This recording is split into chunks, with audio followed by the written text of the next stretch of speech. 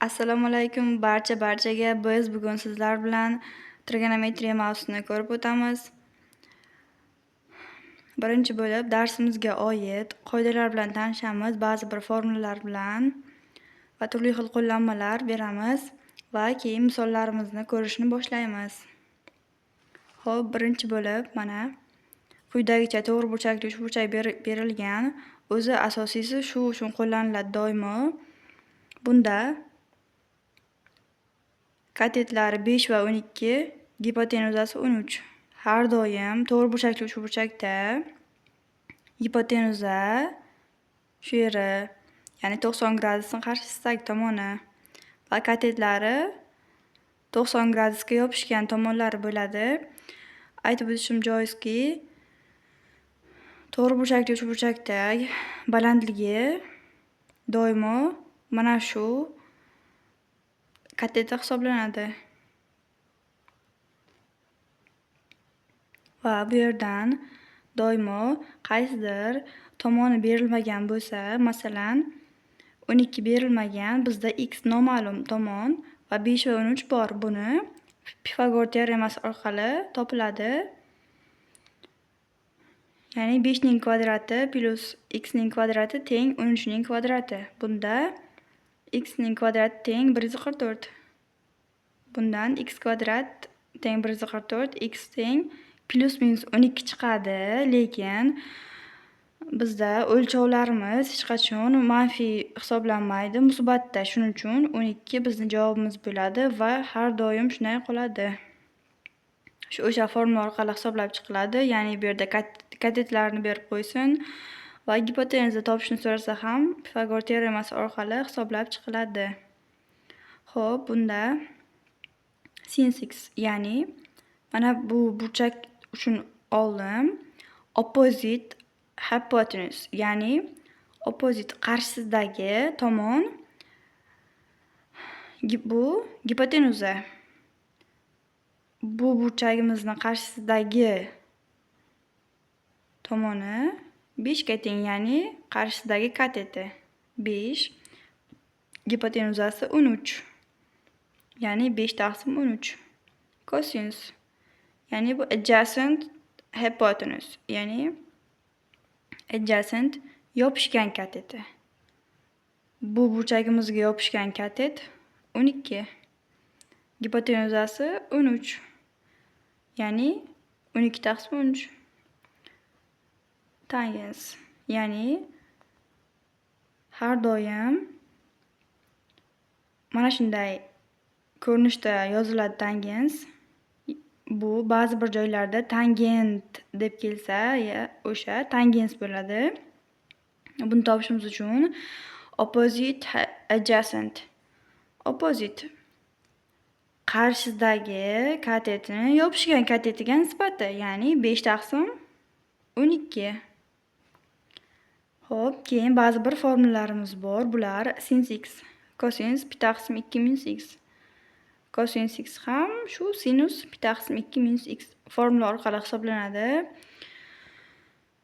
Bularni va boshqa formulalarimizni Telegram kanalimizga tashlab qo'ydik. O'sha yerga kirib yodlab o'rganib olsak bo'ladi. Va mana bunga ham diqqat bilan e'tibor bersak, tangens pi taqsim 2 bu aniqlanmagan, ya'ni undefined. Mana shu narsa ham ko'p keladi. Undefined, aniqlanmagan. Agar defined desa, aniqlangan bo'ladi. Bu yerda undefined, aniqlanmagan. Sinus pi taqsim 2 bunda 1 ga teng. Bunga ham jadvali bor. O'sha jadvalni ham tashlab qo'yganmiz. Ana endi mavzu haqida qisqacha bo'lsa ham tushuncha paydo bo'ldi. Savollarni ko'rishni boshlaymiz. Birinchi savolimizda quyidagicha berib qo'ygan. To'g'ri burchakli uchburchagimizni bizdan cosinus sen toping deyapti. Birinchi bo'lib 3 va 5, ya'ni bitta kateti va gipotenuzasi berib qo'yilgan. Bundan AC, ya'ni AC katetini topishimiz kerak. Pifagor orqali 3 ning kvadrati x kvadrat teng 5 ning kvadrati. Bunda ko'rinib turibdiki x teng 4. Kosinus c. Mana bu burchagimizni topishimiz kerak. Ya'ni kosinusdan mana qaraymiz. Adjacent taqsim hypotenuse, ya'ni yopishgan katetini gipotenuzaga nisbati. Bu yerda yopishgan katet 4, gipotenuza 5. Kosinus c 4 taqsim 5 ga teng. Javoblarimizdan D variant to'g'ri bo'ladi. Xo'p, ikkinchi savolimizda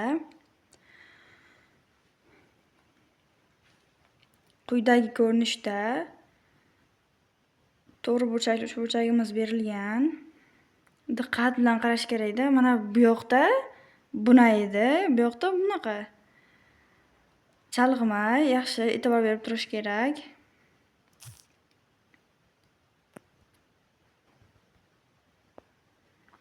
Sinusdan mana burchagimizni topishimiz kerak. Shuni so'ragan savolimizda.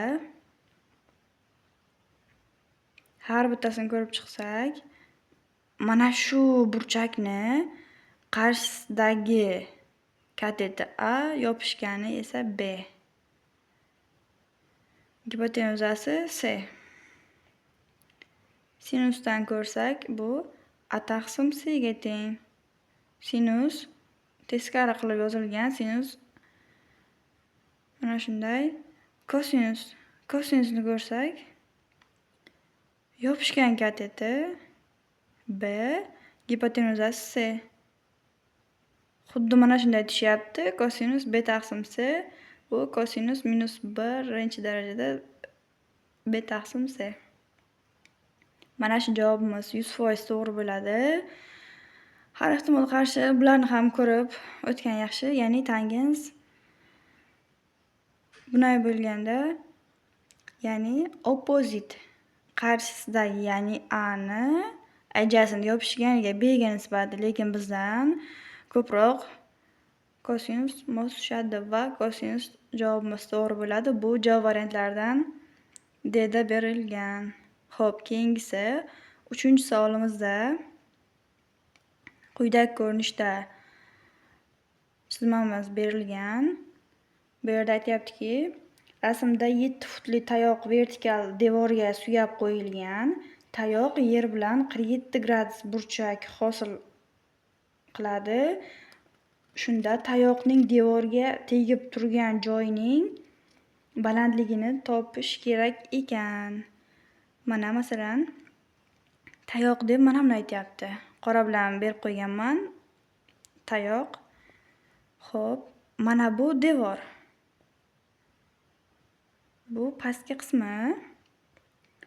Xo'p, bu yerda burchakni berib qo'ygan 47 gradus deb. Bu ya'ni gipotenuza bo'ladi. Mana bu 7 ga teng. Bu mana. Bunda sinusdan topamiz. Chunki mana bularni berib qo'ygan tayyor. Bizdan balandligini so'rayapti. Sinus opposite taqsim hypotenuse. Qisqartirib yozib qo'ydim. Mana shunday. Sinusdan 47 bu qarshisidagi katetini gipotenuzaga nisbati. Sinus 47 h taqsim 7. Ko'rinib turibdiki, hisoblasak proporsiya. H teng 7 karra sinus 47. Bu B javobimizga to'g'ri keladi va aynan mana shu javob to'g'ri. Bu birinchi qismi edi. Ikkinchi qismda ko'rishguncha.